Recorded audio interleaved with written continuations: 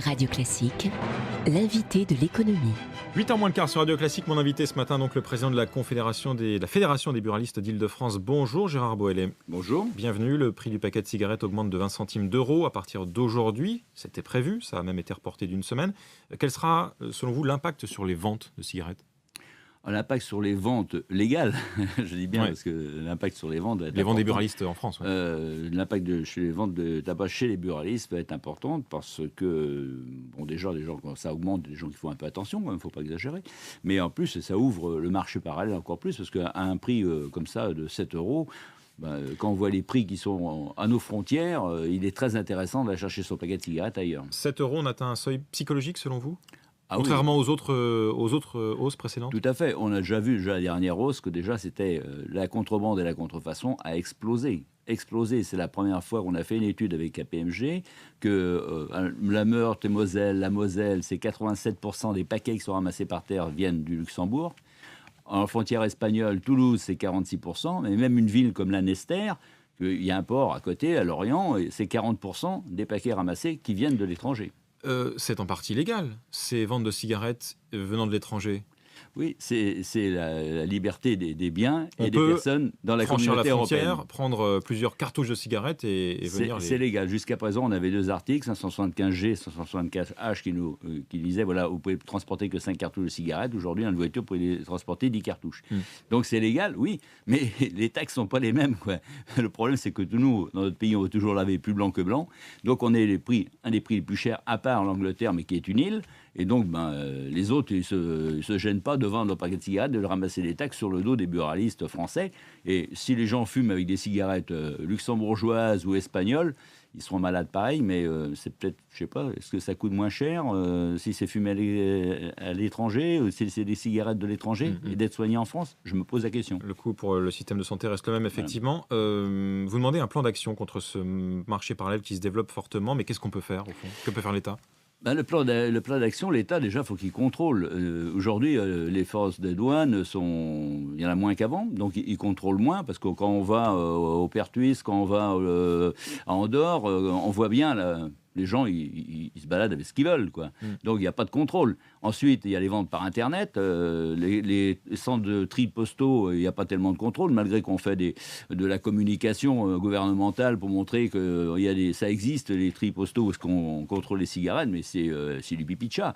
Donc, on demande un plan, parce qu'avant, on avait donc ces deux articles qui nous sécurisaient. Aujourd'hui, c'est veux-tu en voilà, c'est un business. Ou alors qu'on me dise que le tabac remplace le cannabis et on laisse les petits gens des cités ou les citoyens qui aujourd'hui ont du mal à vivre, qui gagnent le SMIC ou qui sont à la retraite, qui puissent se faire un petit salaire en plus. Mais dans ces cas-là, on laisse ce marché pour avoir la paix sociale. Gérard Boëllet, il y a un autre phénomène à côté du développement du marché parallèle des cigarettes, c'est la cigarette électronique. On a du mal à évaluer les effets sur les ventes de cigarettes aujourd'hui. Est-ce que ça prend une partie ? Quelle est votre perception des choses ? Bon, il y a un phénomène de mode, déjà. Il y a un phénomène de mode. Il y a un an, quelqu'un m'aurait dit, on en vendrait tant que ça, je ne l'aurais pas cru.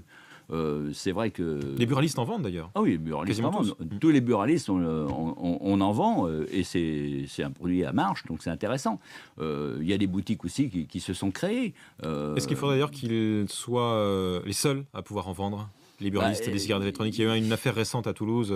Oui, mais là, c'était de la publicité vraiment mensongère. C'est de la publicité mensongère. C'était marqué ici mieux qu'en face. Oui, donc là, c'est atypique. Mais maintenant, il y a une directive européenne. Les États ont 2 ans pour l'appliquer. La directive européenne dit pas de vente dans les lieux publics, interdit aux mineurs, pas de publicité. Donc quand ça va être mis en place, déjà, ça va réguler un peu le marché. Puis les buralistes, s'ils le vendent, je pense que ce produit, on ne le connaît pas encore tous ses effets, tous ses méfaits, parce que le glucose, on ne sait pas exactement ce qu'il y a dedans. Donc, il y a certains professeurs qui disent que c'est mieux que la cigarette. J'admets que c'est mieux que la cigarette, mais... C'est moins nocif, il n'y a pas de goudron ni de monoxyde de carbone. On ne sait pas les produits, parce que les produits qui se viennent en France, non, ils sont packagés en France, mais ils viennent tous de Chine. Et moi, je ne sais pas ce qu'il y a dedans. Ouais, la cigarette électronique n'est pas encore totalement made in France. Autre sujet qui concerne les buralistes, c'est les braquages. Les braquages de bars tabac qui ont nettement augmenté l'an dernier. Il y en a encore eu quelques-uns en début d'année. C'est une profession qui devient de plus en plus risquée. Oui, parce qu'on détient de l'argent qui ne nous appartient pas. On détient l'argent de l'État parce que c'est des cigarettes et on est commissionné à 7%. Hein, donc on détient de l'argent. Donc pour ça, on a des aides comme pour la subvention sécurité. Mais dans cette subvention sécurité, on a réussi à mettre des rideaux de fer, mettre des coffres-forts, mettre des caméras. Mais le problème, quand on a un gars qui vient nous braquer, il met sa cagoule avant de rentrer chez nous, quoi. Et même les sprays biométriques qu'on a mis en place, on demande aujourd'hui la vidéosurveillance sur la rue. À l'extérieur, donc. À l'extérieur, aujourd'hui, on n'a pas le droit, parce que c'est la CNIL qui a refusé qu'on puisse filmer dehors. Alors que les communes, plein d'institutions arrivent à filmer dehors. Nous, on veut mettre la caméra, mais même que ce ne soit pas nous qui la gérons, ça peut être la commune qui le gère, la préfecture qui le gère, mais qu'on puisse mettre une caméra, même les bijoutiers sont d'accord aussi là-dessus, pour mettre une caméra à l'extérieur, parce que le gars, il va bien mettre sa cagoule à un moment, quoi. Et là, on peut le filmer, on peut suivre par où il va. Après. Dernière question, Gérard Boëlet. Je sais que vous avez fait toute votre carrière dans la restauration, avant de basculer un peu plus tard chez les buralistes. Enfin, vous menez encore de front les deux activités. La TVA dans la restauration est passée de 7 à 10% au 1er janvier. Quel sera l'impact, là aussi, à la fois sur le secteur? Est-ce qu'il y aura davantage de faillites? Est-ce que les prix vont augmenter sensiblement, selon vous? D'abord, ce qu'il faut dire, c'est que la TVA, dans ce pays, il n'y a pas de suivi. On monte la TVA, on la descend, on la remonte. Chef d'entreprise, aujourd'hui, il faut être malade déjà pour être chef d'entreprise en France. Et donc, plus on est petit, en plus c'est dur. La TVA, ça change tout le temps. Quand on a eu la baisse de la TVA, on a fait des concessions pour le personnel, ce qui est normal, la complémentaire retraite, tout ça c'est la complémentaire santé, pardon, tout ça c'est intéressant. Puis on a donné des primes aujourd'hui que le personnel touchait, avec la hausse de la TVA, c'est obsolète, donc ils ne toucheront plus la prime. Donc eux vont perdre de l'argent aussi.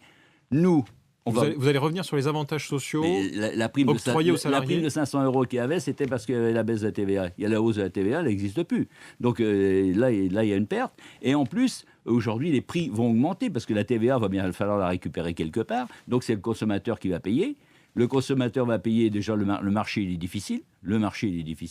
Les gens gagnent de moins en moins d'argent. Quelqu'un qui mangeait à 50 € aujourd'hui, il descend à 40 €. Et celui qui était à 40, il descend à 30. Donc, c'est sûr qu'il y aura des entreprises qui vont avoir du mal à y arriver.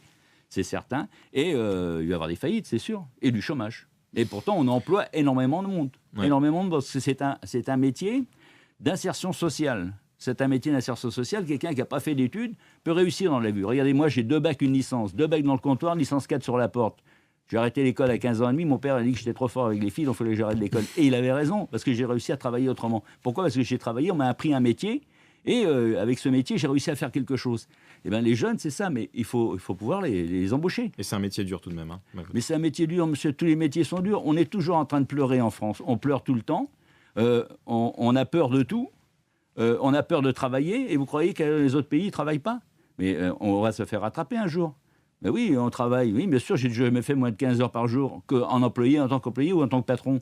Mais quand on aime un métier, je ne dis pas faire 15 heures, mais aujourd'hui, 35 heures, c'est 35 heures de présence. Les gens, ils travaillent 25 heures. Il faut arrêter. Merci beaucoup, Gérard Boëlet, pour votre franchise. Je rappelle que vous êtes le président de la Fédération des buralistes d'Île-de-France.